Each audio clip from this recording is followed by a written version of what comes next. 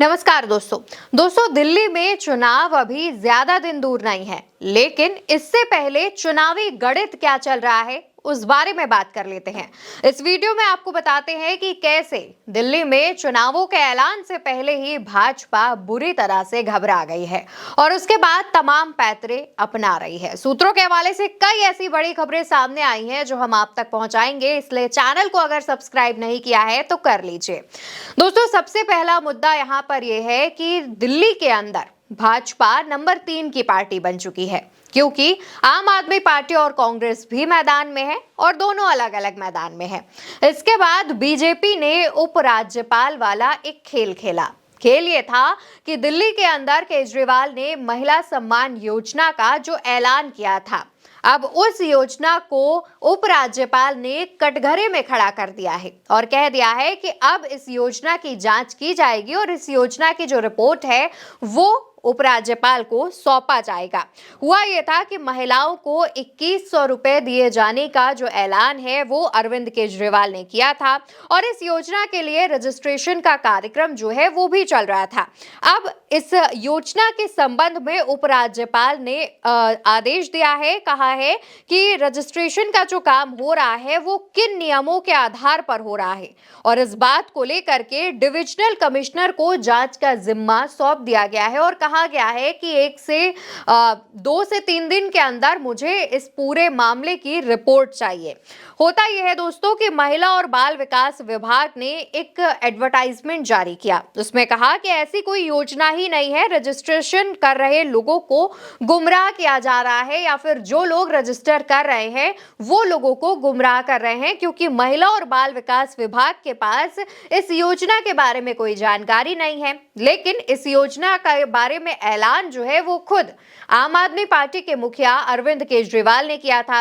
इस पर तो बहस छिड़ी ही और इस योजना को लेकर जो लोग रजिस्ट्रेशन कर रहे हैं वो किन नियमों पर कर रहे हैं, इस पर उपराज्यपाल ने सवाल उठाए।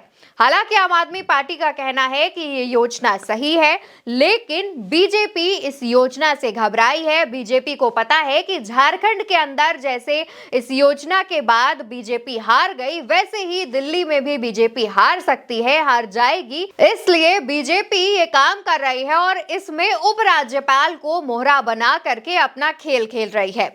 ये हो गई पहली बात, जहां पर उपराज्यपाल ने अब अरविंद केजरीवाल के इस योजना पर सवाल खड़े किए हैं। दूसरी बात यह है दोस्तों कि सूत्रों के हवाले से यह जानकारी मिल रही है कि दिल्ली के अंदर, दिल्ली में जो बीजेपी के नेता हैं वो ये नहीं चाहते हैं कि जेडीयू और भाजपा मिलकर दिल्ली में चुनाव लड़े। ऐसा किस लिए? दरअसल दोस्तों, पिछले विधानसभा चुनावों में भाजपा ने 3 सीटें जेडीयू को दी थी। वो 3 सीटें बुराड़ी, किराड़ी और सीमापुरी की थी और इन 3 सीटों पर जेडीयू की हार हुई थी और ये तीनों सीटें ही आम आदमी पार्टी के कब्जे में चली गई थी। इसलिए दिल्ली के अंदर जो भाजपा नेता हैं उनको ये डर है कि अगर इस बार भी जेडीयू के साथ गठबंधन होता है तो कहीं ऐसा ना हो कि भाजपा को इसका नुकसान हो और आम आदमी पार्टी या फिर कांग्रेस को इसका फायदा हो। हालांकि अभी तक ये खबरें सूत्रों के हवाले से मिल रही हैं, अभी तक कोई भी ऑफिशियल स्टेटमेंट जारी नहीं किया गया है।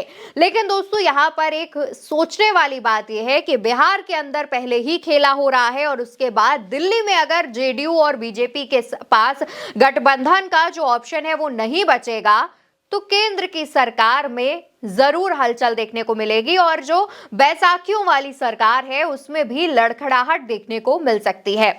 ये हो गई दोस्तों दूसरी बात। तीसरी बड़ी बात, भाजपा की डर का कारण ये है कि आम आदमी पार्टी और कांग्रेस अलग अलग चुनाव मैदान में है। हुआ ये कि अगर आम आदमी पार्टी और कांग्रेस मिलकर चुनाव लड़ती तो बीजेपी के सामने सिर्फ एक टारगेट रहता कि इन गठबंधन को हराना और एक सीट पर उसे ज्यादा उम्मीदवारों से लड़ना नहीं पड़ता।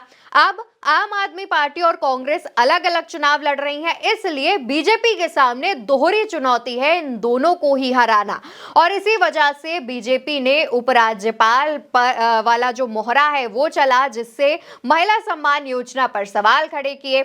दूसरा ये था कि सूत्रों के हवाले से जानकारी, जेडीयू को लेकर के जेडीयू को दिल्ली चुनावों में एंट्री करा करके कोई खतरा मोल नहीं लेना चाहती है भाजपा।